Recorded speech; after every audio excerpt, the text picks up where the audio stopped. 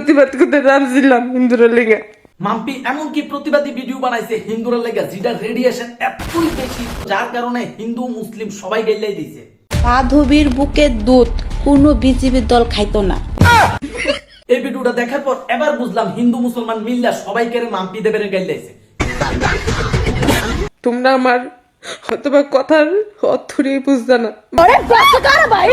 মাম্পি দেবের কথা মানেরই বুঝছো না তোমরা, আগে বুঝো মাম্পি দেব কি বুঝাইতে চাইতেছে। তার বুকের দুধ একমাত্র তোর নেতা মন্ত্রীরা খুব পেট ভরে ভরে তোর বুকের দুধ খাওয়া। মাধবীর আবার আলাদা নেতা মন্ত্রী কাটা, মাধবী কি আলাদা দল গঠন করছে নাকি? এটি বলে হিন্দুদের লেগে প্রতিবাদ। আগে বুঝো মাম্পি দেব কি বুঝাইতে চাইতেছে। আমি একমাত্র সেই ব্যক্তি নিজের স্বার্থের লেগা ভিডিও বানায়, মনে করো ভাইরাল হওয়ার লেগা, ভিউজ লেগা, রিচের লেগা ভিডিও বানায়। এবার বুঝছো তো মাম্পি সোশ্যাল মিডিয়ার মধ্যে বাকচুদি শুরুই করছে একটু ভাইরাল হওয়ার লাগিয়া। वाह दीदी वाह दीदी। কইতে যায় এখন এই উন্দা বুন্দা মানুষটি সোশ্যাল মিডিয়া। কথা কি ক্লিয়ার না ভেজাল আছে? আর তোমাদের জানাই সরস্বতী পূজার হার্দিক অভিনন্দন। জানতাম না যে বিজেপি বাহিনী মানে হিন্দুরা সাপোর্টার।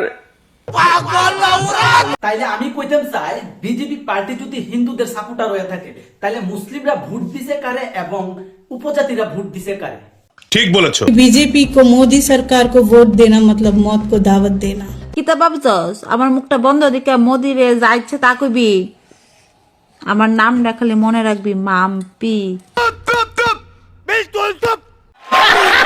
তোমরা দেশ তোমরাই চিন্তা করো তোমরা কি করো। আমি আর কোনো এইসব ব্যাপার নিয়ে কোনো কথা কইতাম না। বারনা গু খাকে মারো। এই দেশের লেগে মাম্পি কত না কি প্রতিবাদ করলো, হ্যাঁ? আর কথা কইতো না মাম্পি। দিছো তো পুরা সেটায়া। কেরে তোমরা সাপোর্ট করছো না, কেরে মাম্পিরে তোমরা ভাইরাল করছো না? তো ফ্রেন্ডস, এটাই ছিল মাম্পিরে নিয়ে আমার একটা গবেষণা। যদি তোমার কাছে ভালো লাগে অবশ্যই কমেন্টে জানাই দিও। আর মাম্পির সাপোর্ট কার কার দরকার আছে কমেন্টে কিন্তু অবশ্যই জানাও, কারণ মাম্পির সাপোর্ট কিন্তু তোমাদের সবার দরকার আছে।